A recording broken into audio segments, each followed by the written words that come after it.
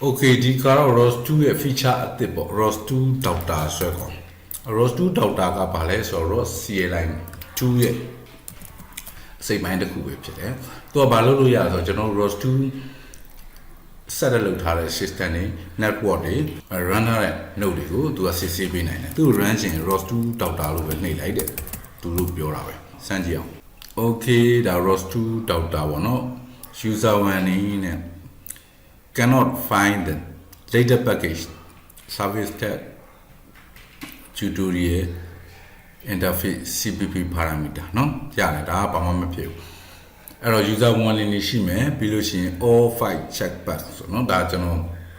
အကုန်လုံးအဆင်ပြေတယ်ဆိုတဲ့အထိပ္ပယ်ပဲအဲ့တော့သူကဘယ်လိုမျိုးသုံးလို့ရသေးလဲဆိုတော့ fail ဖြစ်မဲ့ဆိုလို့ရှိရင်သူ fail ဖြစ်မဲ့ network တို့เนาะ system တို့သူလာပြပေးနိုင်တယ်ဥပမာပြဆိုကျွန်တော် ROS2 run လိုက် ROS2 run နဲ့ data sync ကို run မယ် data sync ကို run မယ် data sync node ကို run data sync node ကိုနော်ဟုတ်ပြီဒါဆို data sync node ရလာပြီဖြစ်တဲ့အတွက်နောက် terminal တစ်ခုထပ်ဖွင့် control shift t အဲ့တော့ ROS2 node လေးကြည့်အောင်နော် run နေပြီဟုတ်ပြီအဲ့တော့ ROS2 Doctor ကိုခေါ်ကြည့်အောင်ဒီမှာဆိုရင် user warning တစ်ခုတည်တယ် subscriber without publisher detect ဘယ် topic မှာလဲဆိုဟောဒီ topic မှာနော် subscribe တော့လုပ်နေတယ် public လုပ်မဲ့ကောင်မရှိဘူးတဲ့သူပြောနေပြီ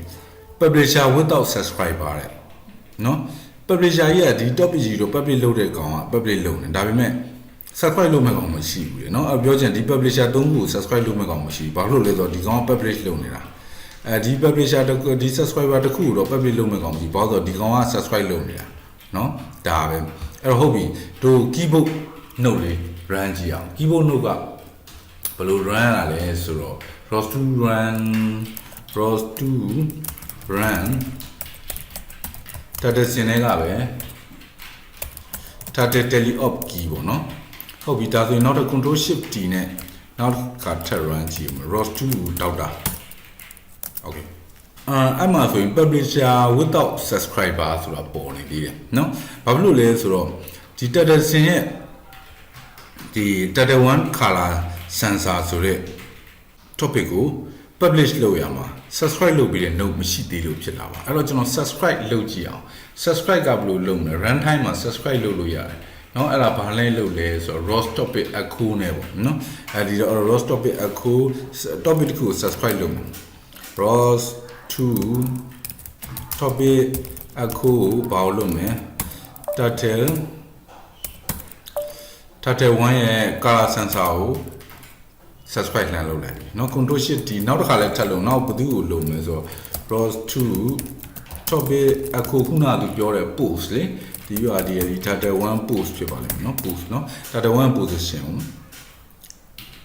ကို subscribe လုပ်လိုက်ပြီအဲ့ဒါ ROS2 Doctor ကိုပြန် check ကြည့်အောင် ROS2 Doctor publisher subscriber ဘယ်ကောင်တွေလွတ်နေတယ်ဆိုတာမပြတာဘူးเนาะဒီမှာကျွန်တော် warning ကျွန်တော် package တွေနဲ့ပတ်သက်တဲ့ warning user warning ပဲပြတာ all file အားလုံး okay သွားပြီကောင်းတာပေါ့ ROS2 Doctor လေး ROS2 Doctor လေး run လိုက်တာ ਨੇ ဘယ်ကောင်တွေလွတ်နေတယ်ဆိုတာမြင်ရမှာပေါ့เนาะအဲ့တော့ ROS2 run RQD graph နဲ့ကြည့်အောင် RQD graph နော် RQD graph နဲ့ကြည့်မယ်ဆိုလို့ရှိရင်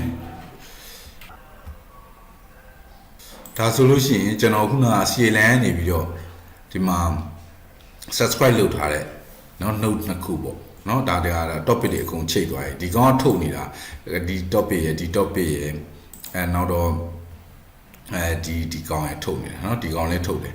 ဒါပေမဲ့ဒီကောင်က subscribe လုပ်တာတော့ data sync ဒါကို subscribe လုပ်နေတာဒါက tele of keyboard နဲ့လေလေးကိုရွှေ့တဲ့ကောင်ကဒီကောင်ထုတ်ပေးနေတာเนาะဒါပဲဒီကောင်ကြီးကတော့လွတ်နေပါလေသိလားဒီကောင်ကြီးကဘာမှမဟုတ်ဒီ RGD graph ကြီးကိုပြောတာ okay ပါအဲ့တော့ ROS2 Doctor ကအသုံးဝင်တဲ့ CLI tools လေးတစ်ခုပေါ့เนาะအဲ့တော့ဒီမှာတကယ်မှကျွန်တော်တို့ ROS နဲ့ပတ်သက်လို့ပြဿနာတွေရှိလာတယ်အဲ့တော့ ROS2 နဲ့ပတ်သက်တဲ့ community ကိုကျွန်တော်တို့က report တွေပို့ချင်လို့ရှိရင်တော့ဒီကစက်ကအခြေအနေအကုန်လုံးကို report ထုတ်လို့ရတယ်เนาะအဲ့တော့ ROS2 Doctor report report ဆိုဒါဆို information တွေအများကြီးပါလာလိမ့်မယ်เนาะအဲ့တော့ ROS2 Doctor တော့သူ့ရဲ့